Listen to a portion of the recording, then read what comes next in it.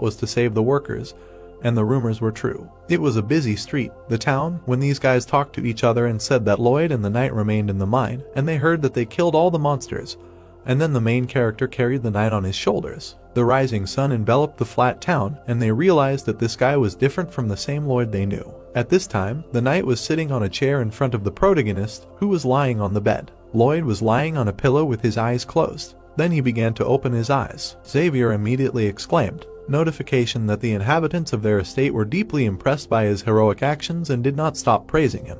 The main character looked at the status window with a half-dead look. A system message popped up that he would be rewarded with additional points for outstanding achievements, and his balance was replenished to 507. The main character immediately raised his eyebrows in surprise and realized that he had become a hero. Then he looked ahead with a smile. A white rocky path led to a cave. The workers continued to rebuild and construct it. Then they began to look around in surprise. They saw that the main character entered the cave with a knight. The workers immediately began to bow before them and greeted them for their merits. The worker looked at his savior with an admiring look and a sullen grin, because he was different from other nobility and was a true example of nobility. The brown-haired man with a downcast look and an ironic grin felt awkward. A burning torch illuminated the cave, because 2 weeks had passed since the ant incident and work in the stone mine was in full swing. The brown-haired man walked with a torch into the narrow gorge of the cave, because in such a turbulent time, their safety should come first, and he should avoid even the slightest occurrence of danger. The two of them walked into the caves with torches,